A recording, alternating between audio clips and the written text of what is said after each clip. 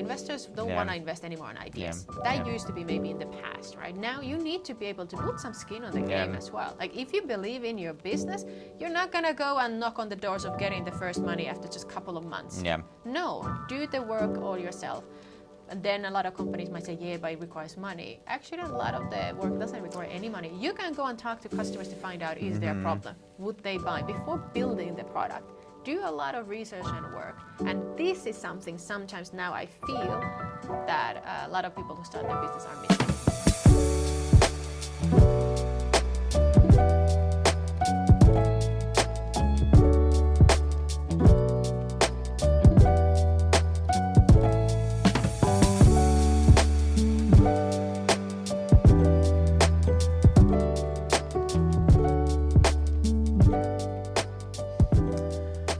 Welcome to the latest episode of Norders Podcast. My name is Joonas Kylliäinen. I am the co-founder and CEO of Norders Demand Generation Agency, a leading demand generation agency here in the Nordics.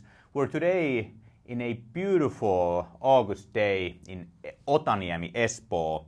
And this is the first time, I think this is our 27th Norders Podcast episode. This is the first time I'm checking the CV from a LinkedIn profile for our guest because it is just that impressive. We have Caritta Seppä today with us. She is co-founder, VC investor, Forbes 30 Under 30, TEDx speaker, an included VC fellow class of 23, OYW ambassador, and a keynote speaker. Welcome to Norders Podcast. So much. Anything from the list that you would have added? I think that pretty much covers it. Yeah, that covers pretty much all my interest in the different main industries I like to be involved in, for sure. Other than entrepreneurship, startups, VCs, investing, and so on, what hobbies do you have? Do you have any time to do anything else except that? Definitely. I think the more years that have passed, I definitely prioritize my own time, self-development, just completely relaxing. Like I'm a major enthusiastic in doing yoga. I start my every morning, I start with yoga, and I've been doing it for maybe 2 years, a little bit over 2 years. It kind of started during COVID.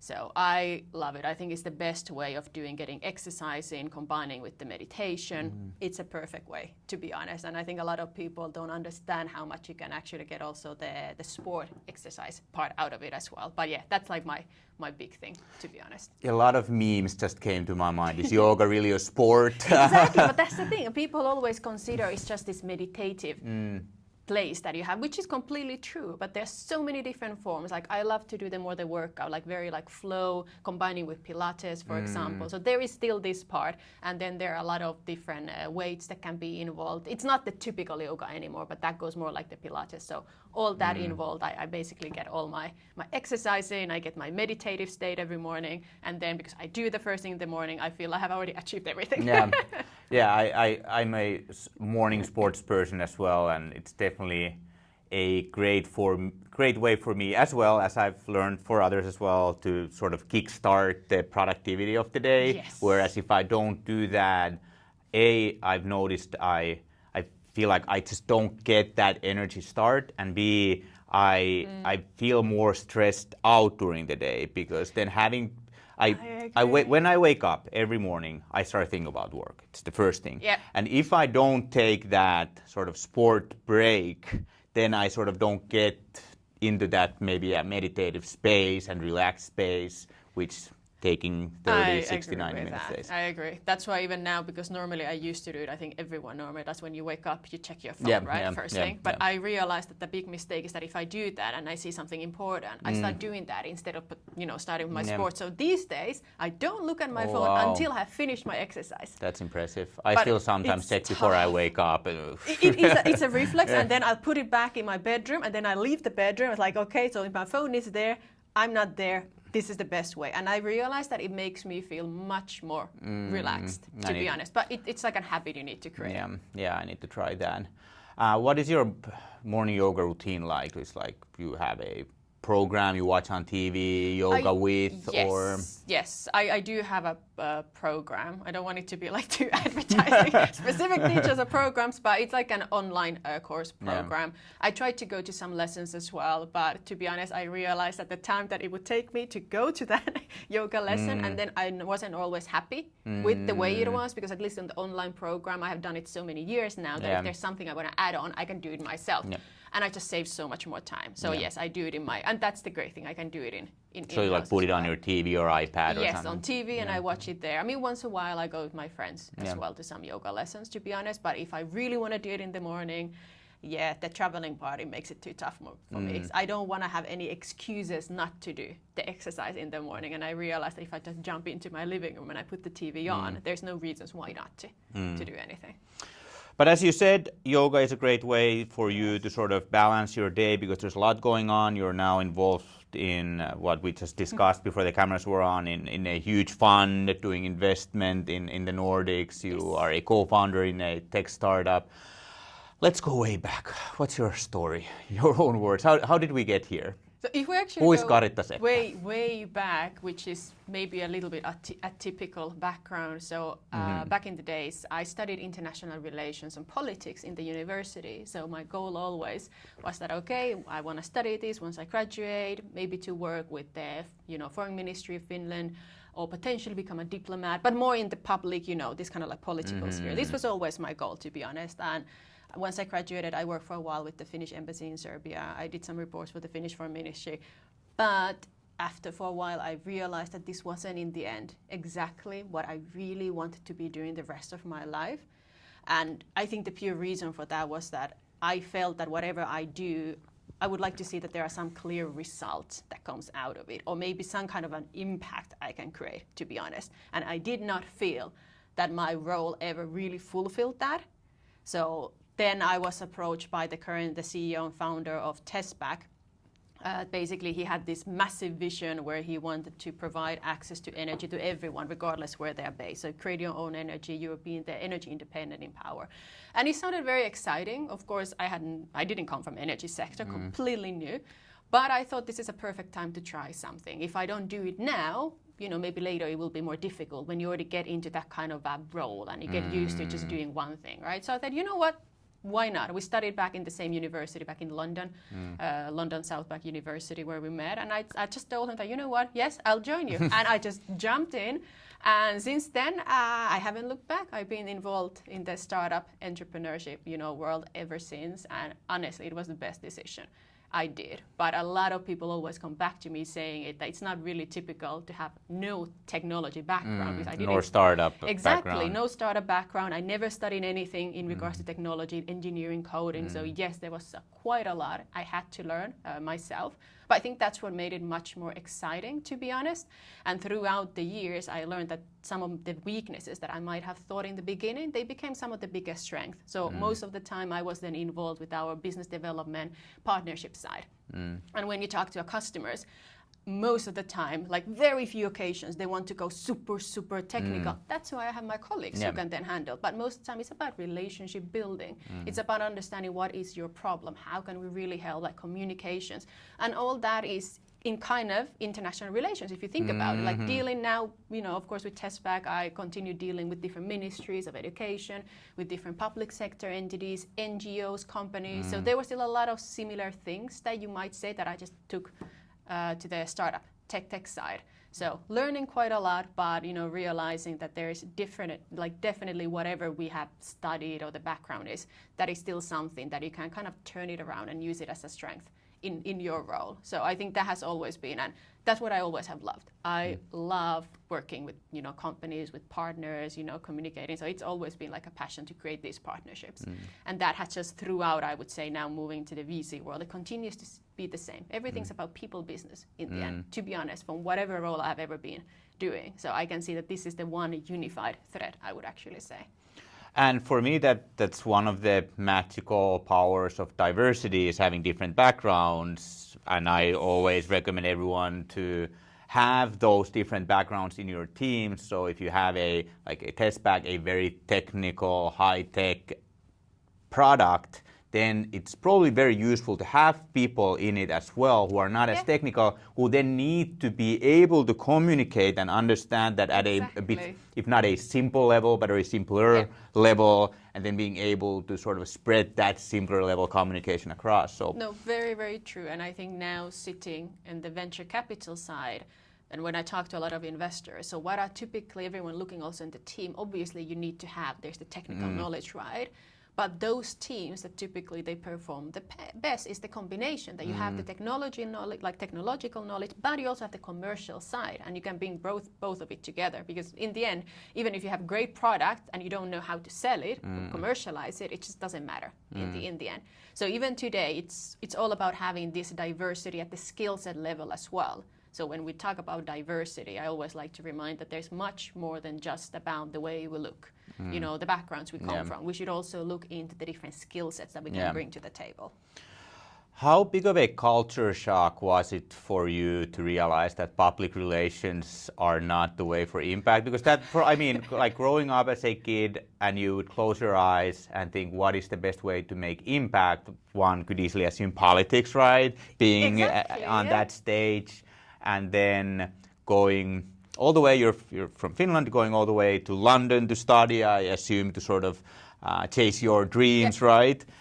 Was it like, okay, this wasn't for me at all, after all? Or was there a big culture shock and a transformation into accepting a new reality? I think I was still so young that I didn't really consider any different shocks in any way, to be honest, which was, I would say, was definitely a good thing. But I think working at the embassy with the ministry, I have like massive respect for everyone from the sector, but everything still comes down what you as a person want to be doing. And I think, again, instead of just sitting, because a lot of the work depends on the role. It was on one hand writing a lot of reports and analysis, you know, basically publications, right? This was one thing, which is, you know, that was okay. But I did not feel that, was this really needed? Like me just doing all these kind of reports, going to an event, writing the summaries, memories, policies, going back and forth and doing this. I did not feel that I really can make any kind of tangible impact or results. And do I want to do this year after year?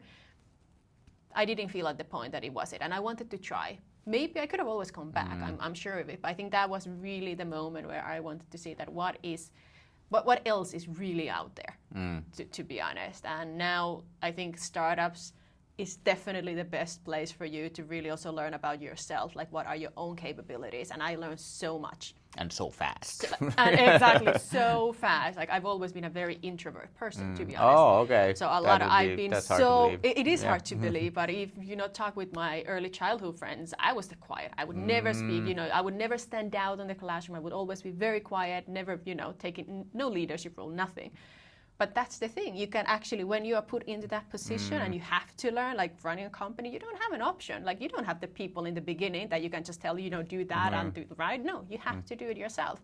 And that tests you as a person quite a lot. Like, do you want to do that or not? And having the amazing co-founders like we had, they really, really helped to push you outside your own comfort zone. And that made me learn so much. So obviously now I'm happy to speak on a stage. You know, I'm very happy. You know, I don't think people would consider me as an introvert, to be honest. But it is, you know, it's still there. But it's just a great proof that I don't think we really understand how much we're capable of doing until you're literally thrown, let's say, to the edge of the building. And like the saying said, you need to jump from the building and while you build a company before you land on the ground, right? But that has been the best learning experience in the whole years that I've been, and still today, that even if there's something I don't know, I'm more than happy now to learn it. So I'm very, very strong believer that you can really almost learn anything you really want to, but it really comes down to your own grit and perseverance and commitment if you want to be doing it. Yeah, I don't know if focus is a synonym for commitment, but that's one of my like key words for making anything happen. And one of the, I guess, all-time investors, Ray Dalio, often says you can have anything but not everything. I think that, and for me, that has come down to focus. Looking back in my own life, where I've made the leaps and where I've made progress more than usual, it has always for me commitment, grit, focus, sort of putting that together. Exactly. So Tespack sort of gave then birth to this person we're seeing here today. Definitely. I mean, that was the only way that really allowed me kind back of against the wall. Exactly, back against the wall, and you learn about all these things, and eventually that just opened up so many different opportunities and doors. You know, like first becoming part of the One Young World organization. So it's one of the largest youth-led social communities that has, I think today, maybe close to 20,000 ambassadors around the world. The world leaders, business leaders, head of governments, everyone is part of the community with the one goal of creating like a lasting social impact. So it has been great to be part of that as an ambassador. That led towards becoming eventually quite a part of the Forbes 30 under 30 in the technology category. From there, moving with doing so many different projects with different universities and organizations. It's been just amazing to see how everything has kind of been working out in the way that at least I believe it has worked the best, leading towards eventually now sitting and working as the investment manager for the Spintop Ventures. So it's a Swedish-based early stage VC fund investing across the Nordics. So obviously that has typically everyone say, oh, I'm moving to the dark side. I'm sure always there's like this dark, but I think they kind of, like the whole startup VC ecosystem, now understanding from both sides, there's just so much to learn from both of the sides. And as long as I've been now a founder, I always had that idea that one day I would like to be involved as well on the investment side. And just because we were fundraising, so we fundraised with Tespack from, of course, VCs, angels and different entities. And every single time we would, most of the time, approach an investor telling that your hardware startup is like, ooh, that comes like, not really for us. And then if somehow you pass and they want to continue, then when you continue saying as well that, oh, and we work in emerging markets, then it comes like, ooh, like, oh my God, that just makes it even worse. And then if you pass and you throw, and we create also like, impact. Typically, those are like the worst words like you can ever say. Save the world with hardware in emerging markets. Exactly, like, do not say that, okay? So we've learned, of course, that different ways how to put the story. But I think that was one thing what I understood. And the main reason why a lot of funds don't do that is that there is no understanding. There is really no expertise on that. And it's quite obvious. You're not going to invest necessarily into something if you have no clue whatsoever about the market in general. So I wanted to bring the other side to that.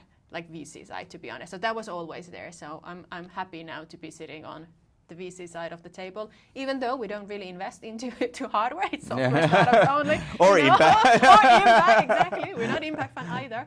But there is still that idea that we really do look into sustainability as well. And there is a lot of companies that can still work in emerging markets. So there are still these parts, and I think it's been just the first step, to be honest. But it's been quite a roller coaster, I would say, the last few years. And for me, impact is also one of those words. It has a very specific meaning in the industry, but for me, like every one of us can do impact on our daily lives, and like being a sustainable company, being a company that provides value to their communities. That's impact for me. That's exactly. Right. I fully agree, and I think we should not consider impact equals necessarily just like non-profit work. Right? Exactly. To me, these are not the same. So I fully agree about that. And I do also highly appreciate the sort of light side and dark side, or both sides of the table. I think now running a marketing agency, I have a lot of benefits because I was on the other side of the table for so many years. Yeah. And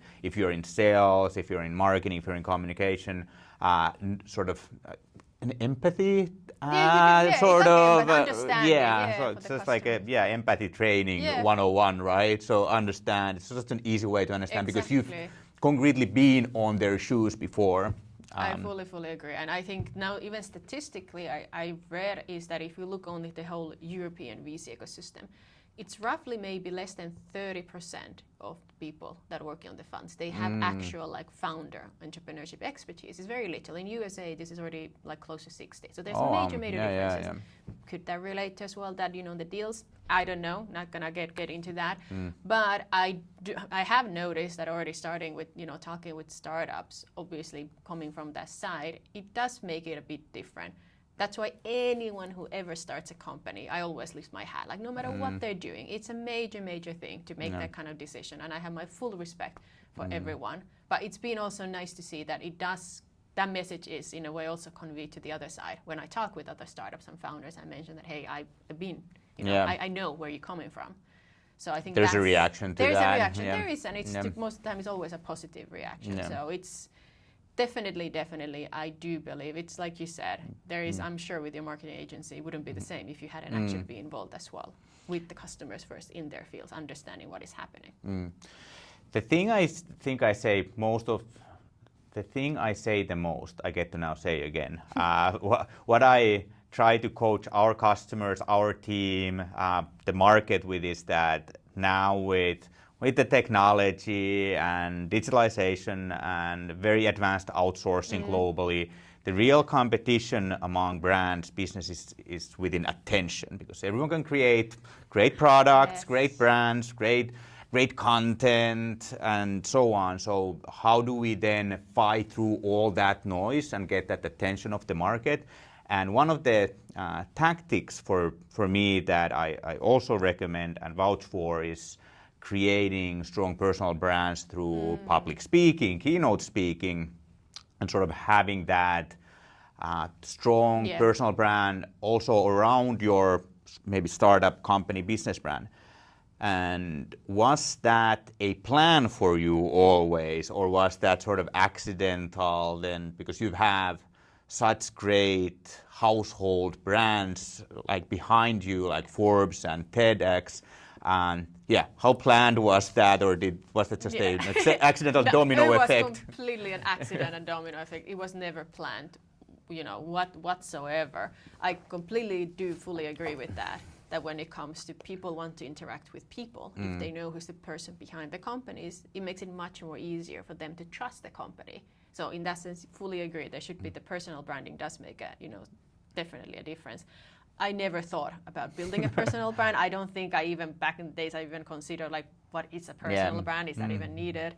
But I think everything just started from the first time I went to stage and I pitched Tespack, and oh my God, I was so scared. I was so scared and nervous. That was the first time I never talked to a large audience. Was that a pitch competition or? It was a pitch competition. I can't remember. It's been so many years. I think it was one of these kind of like a women in tech pitch competitions. Eventually, I won the competition. Super happy for that.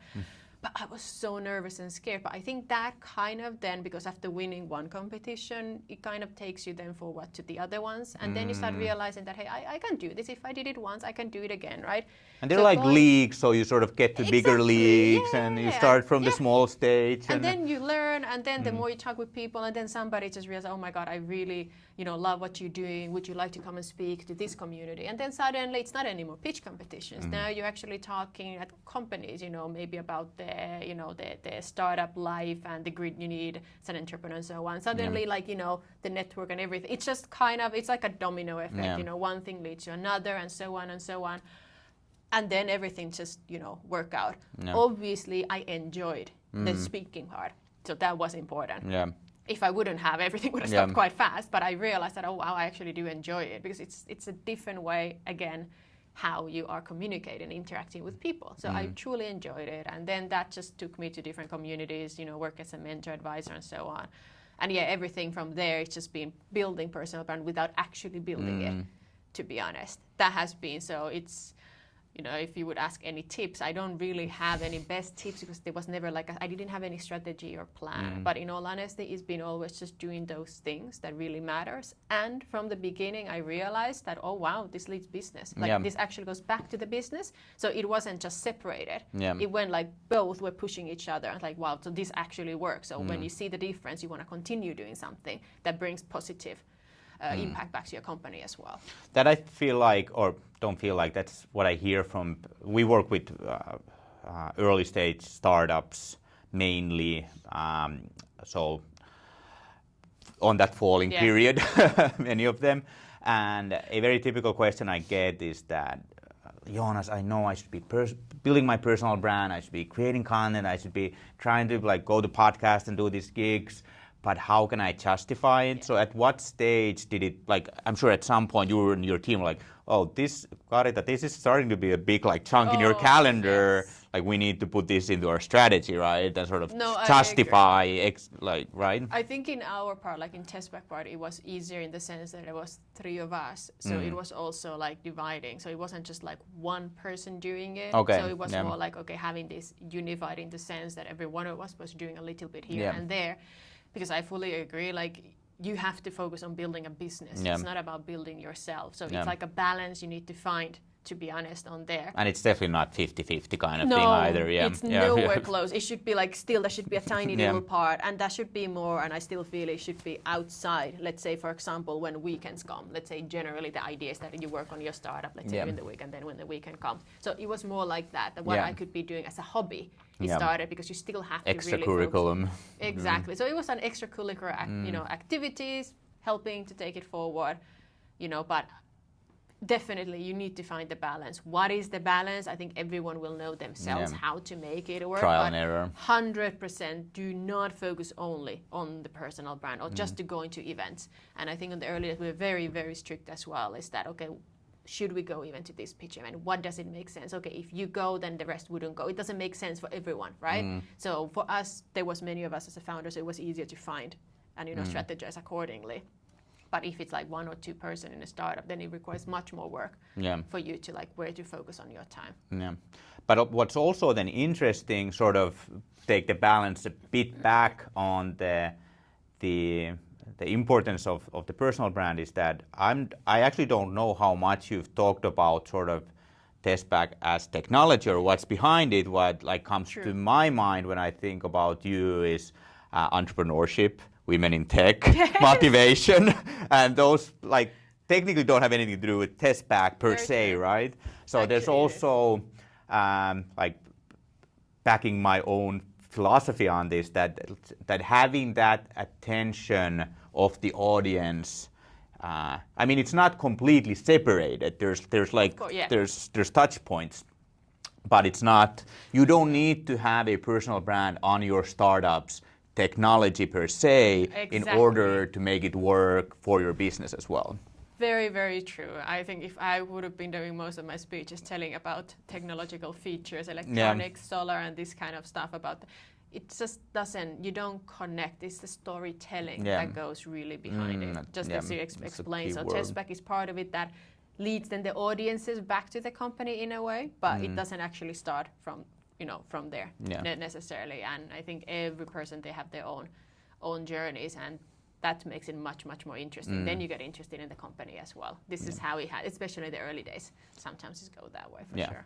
You mentioned that women in tech was one of the first sort of topics you touched on. That's maybe a bit obvious. How did you get into the motivation, entrepreneurship as topics? Were those like, Caritta, can you come and speak about those? We started pretty much again. Exactly. It wasn't like a strategy where I say that now I want to focus on that. No, it was more like, hey, could you come and talk? But this was back in like 2015, 2016. The women in tech, it wasn't really yet big. I mean, today you have organizations, there's communities, companies. There's so much happening in this sector. But in that time, it was very, very small, to be honest. So I think that also led to the idea that when I was in some competition, somebody in the audiences heard me and said that, oh, wow, it's very inspirational, like what you have achieved as a Tespack already, like with your company. Hey, could you come and also motivate the students in this university? Like, how did you end up? And then I realized, and the connection, what a lot of people wanted to hear was the idea that I don't come from technological background, but how did I end up? So showing this kind of motivation to a lot of youth at the time was that, hey, it's okay, like whatever you study, it's okay to change your mind, to do different things. Like, don't think that everything is already set on the stone for your future. So it kind of led towards that. And then when I did few, then it just go to the other. And then the more people kind of, heard about it, it just started moving to that direction, to be honest. But it wasn't really planned, to be honest. Again, I think quite a lot of in my life, there's only been few things that I have planned. I would say 99% everything is not really planned, to be honest. Yeah, I also had a brief moment that I got more than usual amount of invitations to give speeches in classes and at companies, and it sparked from me at one point, after therapy, being fairly honest also in front of camera about my history with personal fuck-ups and failures in life, and then I started to get invitations to, can you come and talk about those failures and how you fucked up, but you sort of still thrive. And like at first it was kind of nice, but then I feel like, am I starting to be known as like this ex-drug addict guy? Like that's not the brand, so now I've sort of stopped talking about them way more, and so maybe I'll follow that path. That maybe I'll try to bring out the motivations and the positive things of the business. The marketing and that. It makes sense. I can understand. Maybe it was really cool in the beginning, like I'm wanted and like all this, but then I get it. I think then you want to already start thinking a bit more. Also, what is the brand? The first thing that people think. Oh, he's the ex-drug addict, right? Like, no, so Tespack came along. All these other things started moving forward, and then the dark side. And so that's only a year ago, officially. Exactly. So you've been now, Tespack was founded in?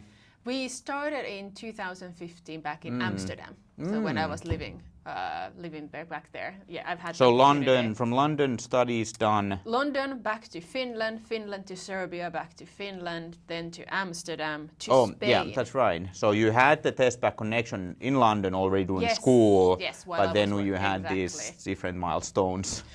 And then we moved to Spain, so I had the opportunity to live in Valencia as well. And then, during COVID, I came back. Okay. I came back to Finland for family, and then I've been since here back then. But the VC of the dark side, that came last year, and again completely really unplanned. To be honest, I mean planned in the sense that I did know that at some point I wanted to be more involved in the investment VC side for sure. Exactly as I explained, bringing different kind of, let's say, diversity of skill sets, or understanding the side that I thought I could bring. And then earlier last year, I got accepted or applied to this included VC fellowship. It's like a fast-track MBA for venture capital.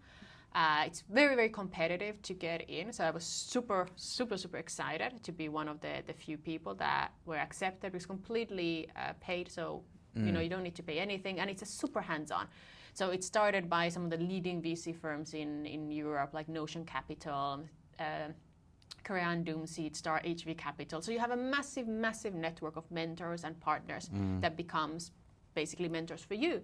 And they go through like hands-on knowledge of what it is to be an investor, like how to create the investment memos, how it is to analyze the startups, what is an IC, basically going through the whole process of what it means to be an investor, from finding the startups to investing into them. And that was the thing. You can read a lot of things online, Google and stuff, right? But I really wanted the hands-on knowledge as well, like preparing the memos, being part of the IC and all that, and learning how every fund, they work very differently. Like so there are certain like general ideas behind it, but they all work differently. They look in completely different things. And that was so interesting, and this was so helpful for me. And then, in the summer through with my friends and my friend's barbecue, I told about this, and she said, hey, I know this, fund, they're actually looking for somebody, my friend works there, would you like to just talk to them? And I said, yeah, of course. And that's how I get in contact with Spintop Ventures, and everything just moved along. And honestly, I just love the team. I really felt like it was a perfect fit for me, so that I can still continue living in Helsinki, although they're Swedish based. Most of the team is in Sweden, and I still can continue being one of the co-founders in Tespack, and everything just worked out so well. I just really could not say no to that kind of major opportunity. So it wasn't fully planned at all. But there was already this kind of steps that I knew that eventually, that there was something I want to learn from this side. I think that's the entrepreneur side. You always want to learn something else as well. Yeah. Finding that balance, I guess, is part of our nature always. Is that there's a lot of shiny objects all the time. Oh, I want to learn that. I want to learn that. Exactly. But then once again, bring that focus in. But then also keeping the path open enough. Yes. And that program sounds like a smart sort of shiny object. Amazing. And by the way, to everyone, this is now a small advertising. Right now, they have the new applications for the new fellowship. It's open right now, I think till mid-August or something, the deadline. So you still have opportunity.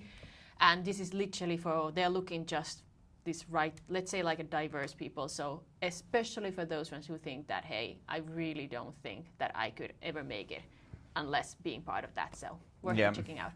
So was it an online program or? It's a virtual program, exactly. So everything is virtual. It is very It does demand quite a lot, to be honest. I mean, in terms of like time, daily time commitment. Definitely. Yeah. So I was that's why I said like last year I was just fully focused on included, plus of course with Tespack. But it really, I mean, obviously, if you don't want to, you don't need to, right?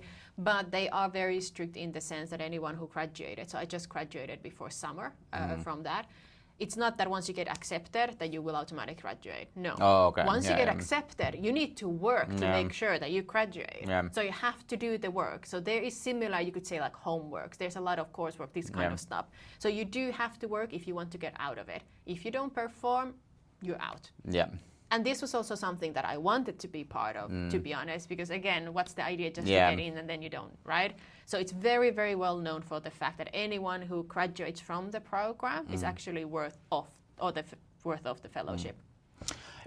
Possibly a bit of a newbie investment question, but so was it focused on sort of VC type of investment, or so it's not, if I want to be an angel investor, my dad left me some money and now I'm looking to, so there are differences between those, right? Completely differences, fully agree. So this is purely focused on landing a job in the venture capital side.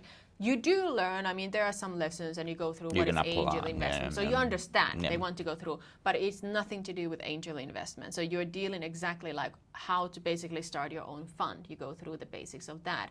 What are the differences between, like LPs and GPs? How are the funds formed? How does they really, what are the different roles in the funds? The analysts, you have the associates, managers, so on.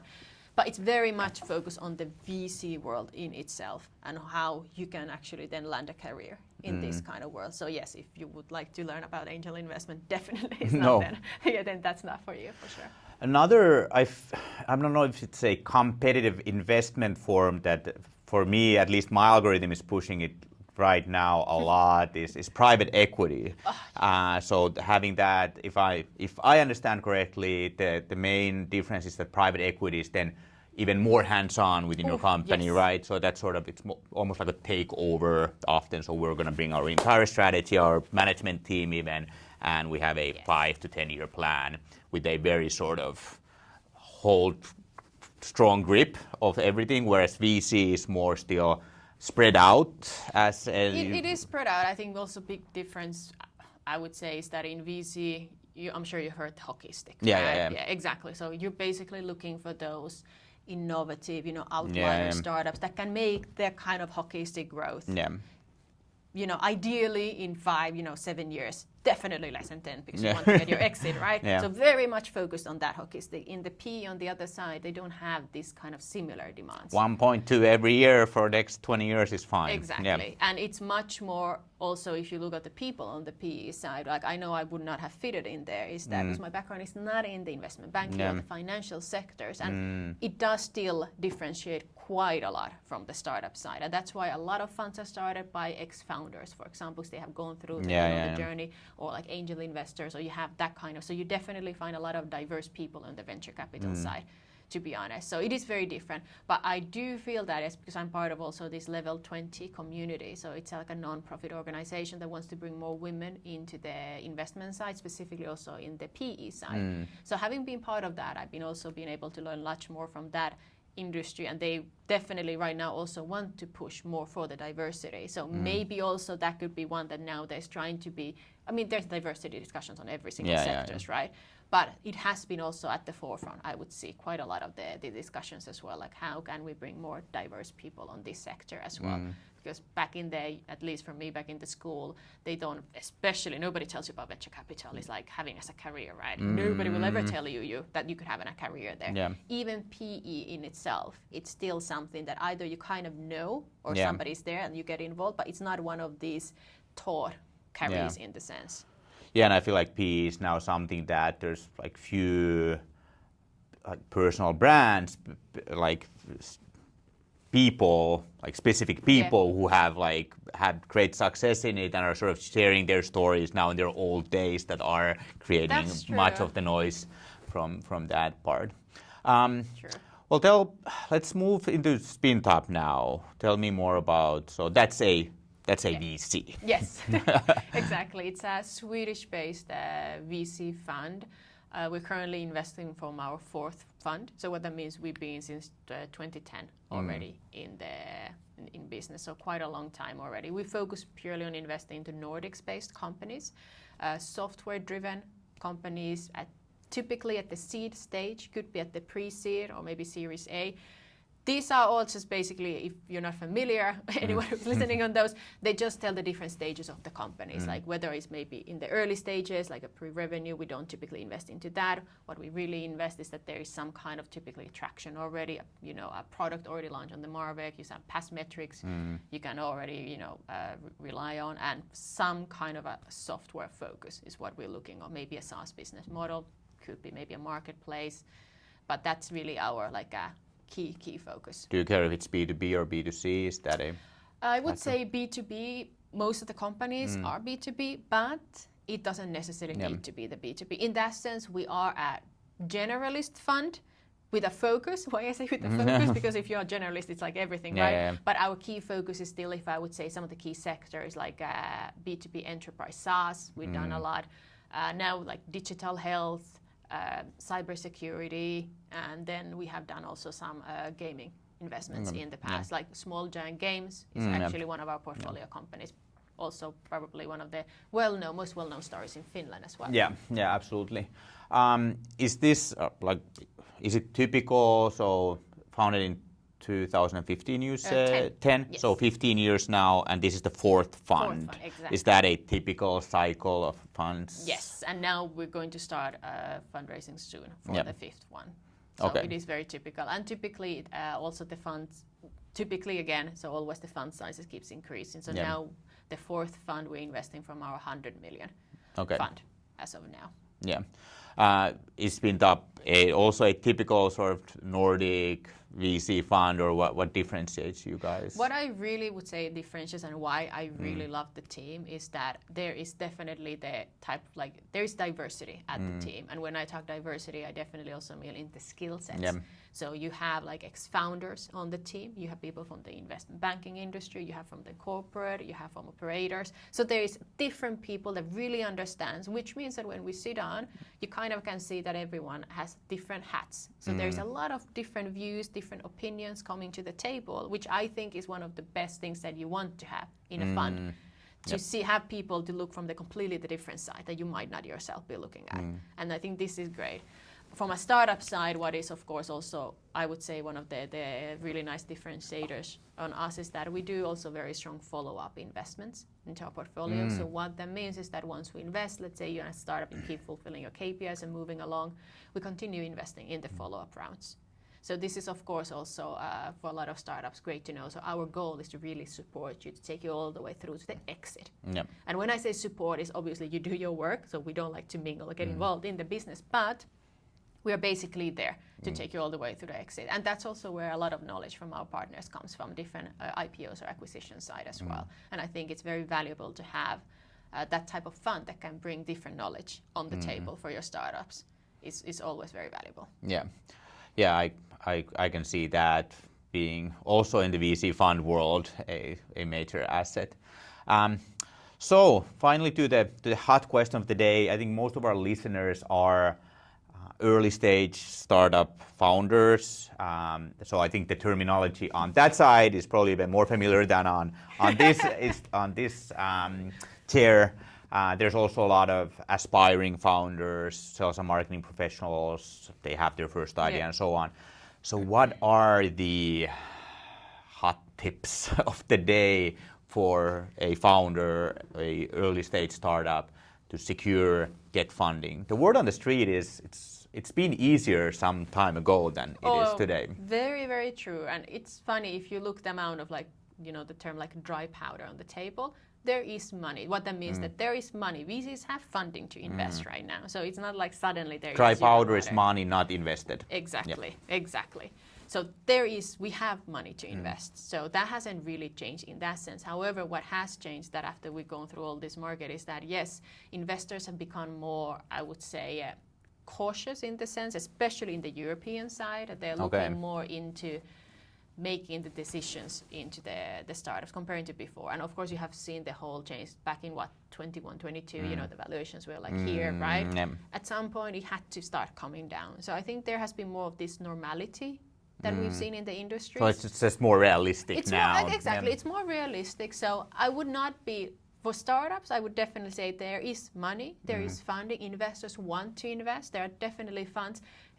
As an example, I think last year alone, was it in Finland, 4 or 5 new funds got started. I mean, it's just in one tiny little Nordic countries, right? So they are the interest. What now a lot of investors, at least who I talk with, they are looking, even if you're not a specifically, let's say like maybe a sustainable climate startup, there is always this sustainability. A lot of VCs want to see in one way or the another into the startup. And definitely after all this AI hype that we are seeing, the biggest tip I can say is that don't try to label your company as an AI company if you are using just AI as a features to support in your technology. It's one of the biggest mistakes startups are now doing. They are thinking that all that investors want to hear is AI, and AI is actually not. If you are not using AI in one way or the other, definitely you're probably gonna be stayed behind. Like especially at least automation-wise, you should be using, right? So just be careful how do you label your company. Do you have a real technology there, or are you just using like some hype words, right? Yeah. This is one, one. So if you are an AI company, make sure to mention it. Clearly, like exactly, clearly say maybe you've developed your own, algorithm, right? And be just, clear about that. But right? if you have ChatGPT that your sales team uses, don't call you're not an AI company, then, right? Exactly, you're just like anyone else who should understand the tools that are there to support you. And another thing, as I mentioned, is great if you can show in your team, of course, that you have like technological, commercial side. I think also in the early stage companies always will be the team. That's obviously important. So another tip, what I can really say, if you're very, very early stage company, try to also be very concise in your pitch deck. Everyone knows also that I think the attention span that VCs have, remains short. But what that means is that just try to have the most important messages. The idea of your pitch deck is to get the investor interested into a meeting, get them into the meeting. You don't want to throw everything on the table in one go, right? But at the same time, you need to be able to show already tick. And when you talk to the investors, do also check the background a little bit, because I've had so many startups contacting me from India, from Africa, from other countries, and we say clearly the first sentence in our website even says Nordics, right? So of course, I still always, get back to them, but just do a little bit research because you can also save your time if you know whether or not the VC can even invest. And it's not that, and sometimes founders consider that just because it's a no, it doesn't mean that there's something bad in the company. It clearly could be purely the mandate that we have, that we just cannot invest into your sector, we cannot invest in your region. So there's nothing else, bad about it. So never consider that it's anything bad necessarily on you if somebody says, no. So, but just do research. It will save your time if you find out who are the really proper targeted funds you would like to target. I like that tip of keeping the first message very sort of brief, and what we call in the sales and marketing world is the 2 good terms that I like to use: buying the next seconds. So you always sort of you have a few seconds on a social media feed that you need to use those to earn the next seconds, and then the seconds sort of keep getting longer and longer. At some point you can have an annual contract perhaps. There you go. But yeah, so a very sort of typical mistake that we see is when startups start making, for example, their own LinkedIn ads or their email copy or sales presentation decks, they try to start selling immediately on those first seconds. Like, no. They're like, you only want that click or that, and then after click you want. So like today's metrics are often that the first sort of cold email is around 10 seconds is the sort of attention span time. And what I actually recommend there is that for many people, email is the most boring part of their day, right? That's where all the like serious stuff is. So like in the email, you don't really actually even need to brief anyone. If you can make the person smile, like really look at the sort of channel and format, and if you can make the person smile, then you get the attention and you can perhaps earn the next seconds. Like all you need to do in the email is like get that interest sparked. And then in the next then you have maybe it's your blog or social media post or a short Loom video or a pitch link or whatever it is. Then you maybe have those 90 seconds and so on, and there it goes, and maybe after that you have the meeting and so on. Exactly, I would say exactly as the fundraising. The process. Same. It's just another sales process. Yeah, exactly. And another interesting part of you mentioned already there's a lot of different stages, even at the early stages. But what's the meaning of traction these days? Like you mentioned back in the day, the valuations were high on some perhaps a bit vanity metrics more often than not. Seems to be an ongoing conversation among our customers as well. What are these are the KPIs at the early stage we need to have figured out or even met? I think that already is a very good and strong sign of the startup is from the early sign. They have their own KPIs that they want to track. Just having KPIs. Exactly, and one KPI obviously, and most of the time probably it is in a startup, is in traction-wise as well, is sales revenue, right? So that's the typical traction. For example, like I mentioned, we like to invest in the seed stages. So if you look on the seed, especially late seed, traction means also that you do have already some sales revenue for the past years and months. And when you look now, looking a little bit more into detail, because sales revenue is just one thing, right? So it doesn't show everything yet. What you really want to then also show, and traction can be also subscribers, right? Let's say that you have maybe now already reached 100,000 people, and out of them, let's say, this would be, by the way, amazing if 50K became your paid subscribers, right? This is a freaking amazing KPI. But that's attraction as well. Like how many of those free users have converted into paid users, for example. So there's so many different ways how you can show the traction. And that's why I mentioned earlier that we like to also see some past metrics, especially if you look on the software industry. And this can be exactly some of those metrics we like to see. Okay, how have how many people have tested your product? How many are now the paid already users? How does also the pricing model or business model look like? There's a typical, SaaS model. How are the contract length? How many have already churned? So how many stopped using or how many continue? These are very, very, very strong metrics and KPI as well. Not just that you keep getting sales, because put it this way, if you have 2 years worth of sales, but they always keep coming from new customers that you cannot maintain. That's then a massive challenge for the company. So you want to be able to show that, hey, actually we have a super low churn rate. They have been renewing their contracts. That is a great traction to show. If you have no sales, then of course it could be already shown that, hey, you have already reached X amount of people. You have already done this kind of pilot testings with your solution. So there's always something you can show. But most of the time when it comes to VC, they already have their own, to be honest, their own views or how they want to look, but nothing is never set on the stone in the sense. We have also invested into very early stage, like before even seed, because we saw really the value. We saw that, hey, this is a great business model and a scalable business. So there is a lot. It's a storytelling, like you were explaining. I was going to interrupt you so many times. It's storytelling. That sounds like a great case for storytelling. How do you sort of put your case together? Exactly.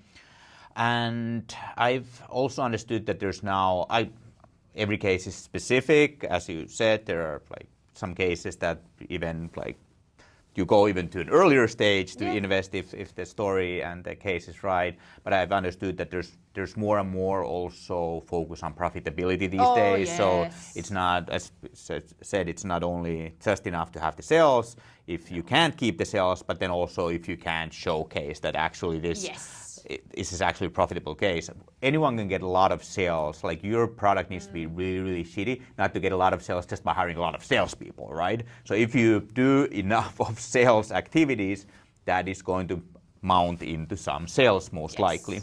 But then actually that's not a profitable way of doing it. No, it's not. And actually good that you also mentioned is that all the startups, they should remember that VC's whole business is about getting returns on their investment, right? Show that in your story. How can they get 10x, for example?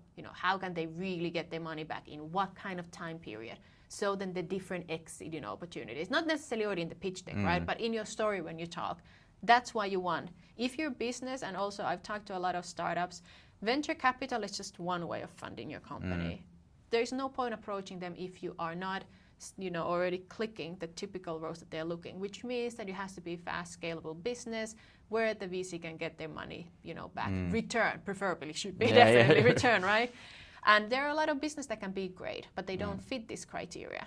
And then you have the angel investors, there are family offices, there are grants, there are a lot of different programs and so on. So I think this is also the key to understand. And that's why now also maybe you can see the difference in terms of the investment scene is that investors are also looking more clearly, or let's say cautious than the startups. And there are a lot of startups right now. And are there more startups? I do think there's definitely more startups. But does it mean that these startups last long? I think that's a different story, because I have seen and met last year, like for example, I know a lot of founders, they started after 6 months. Many of them already closed down the company because they realized it's not for them, it didn't work out for XYZ reason, right? It's pretty sexy these days to be a startup founder, right? Exactly. Yeah. And then when you see also these teams pitching to you that they've had a company for 3 months and now they're fundraising from VC. Or still all students. Exactly. And now we're saying that we are fundraising so we can build our first prototype or the first MVP. And we're going to save the world. Exactly. And it's like, no, investors don't want to invest anymore in ideas. That used to be maybe in the past, right? Now you need to be able to put some skin on the game as well. Like if you believe in your business, you're not going to go and knock on the doors of getting the first money after just a couple of months. Yeah. No, do the work all yourself.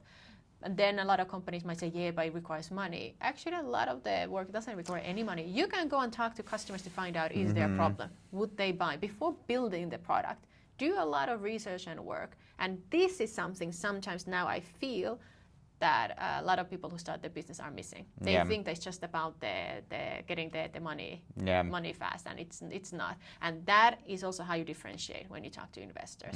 Show that you have put your real skin on the game and you actually being know creative. Exactly. Yes. You already mentioned a bit of, or one differentiator between the North American and Nordic or European VC market.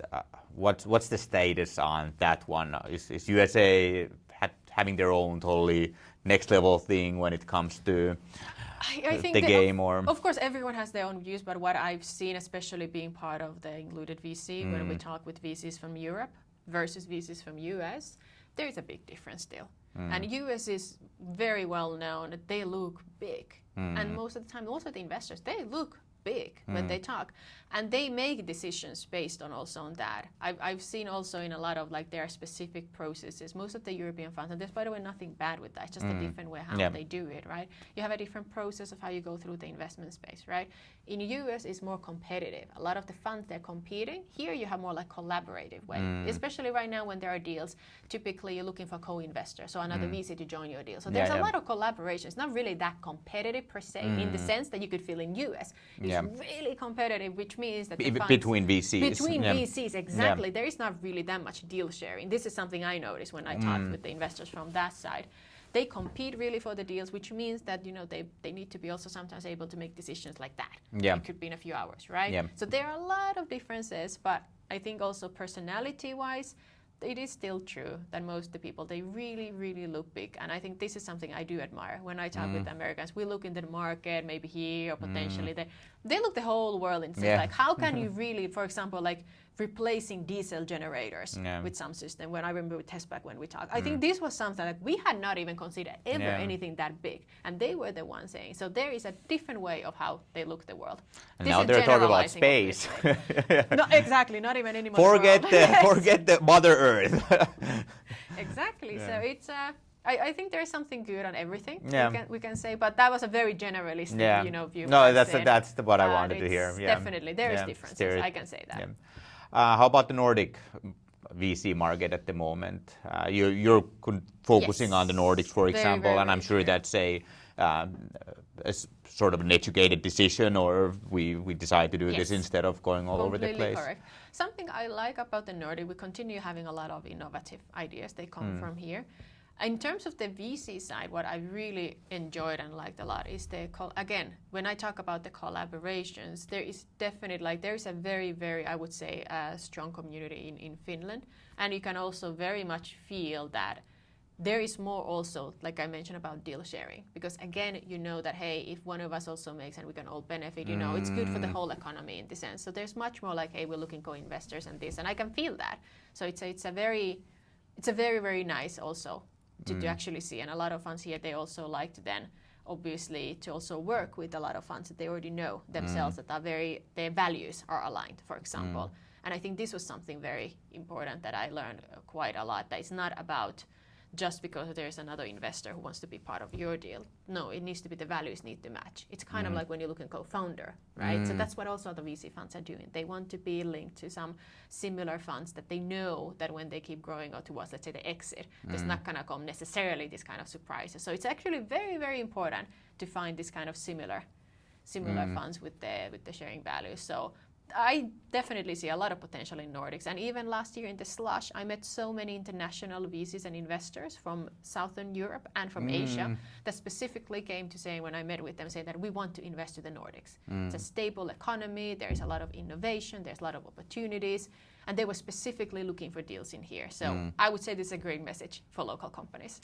But is Nordics an early stage investment place? Definitely especially? Early stage. Yeah. Then it's a challenge in general in Europe, but I would specifically say, of course, in Nordics, and that's the main reason. It's a small market, but the more later, let's say, when you go to your Series B, sometimes even your Series A, but definitely Series B, you need to start looking outside investors. We don't have really those funds here. And then even in Europe, it's limited, which means that you have to have already the international. If you want to become, and you know that, hey, this is where I want to take my company, you need to really have the international approach from the beginning in that sense. I was in Copenhagen last year, and I got to meet a few I was in few small startup meetups, events, and in both I heard the same story, that Denmark was they had now noticed this problem that early stage startups are great in Denmark, but if they start gaining traction, if they start winning, they go to Stockholm. If they start winning in Stockholm, they go to London. If they start winning in London, they go to the US, and if they start winning in US, then they go to Switzerland. So that was sort of the story. So there was this sort of escapism of almost like, if you start becoming bigger, maybe it's because the funds are in these different locations, but so you then sort of move away from Nordics. The only exception they mentioned at these both events was Estonia. Like maybe it's their sort of recent history of becoming independent and all that. That a lot of now these unicorns from Estonia, they have kept the money inside, and that has now grown their own own little there. So that not a completely false assumption. It's true, and now when you mention, I've actually, funnily enough, I have even met many startups, and they talk about the international plans. It's basically from Finland to Sweden. And I'm like, fair enough. It makes sense if your business is great, but international, not so sure. And vice versa, maybe from Norway to Sweden. So it is true. We are still looking, although it's like countries that this could be, instead of considering like international, really meaning maybe going all the way to UK to USA immediately. But Stockholm is the hot hub still in the Nordics. It's definitely, I think of the whole Nordics, it's by far definitely the hub, which makes sense that also in the early stage a lot of startups look towards Sweden, to be honest, because there is a lot of funds. But now, like you mentioned about Estonia and the Baltics, there is so much happening, I would say, in this region. Also a lot of new funds, That's so cool for them too. It's very nice, and there is, I am definitely sure that in the next years we're going to be seeing even more taking place, to be honest, in the Baltics, which is also why, as a fund, we do have a small mandate to invest into the Baltics as well. So it's been interesting for me to be looking into this scene a little bit more as well. So how is the day-to-day life of VC investor like yourself? So how does the day go?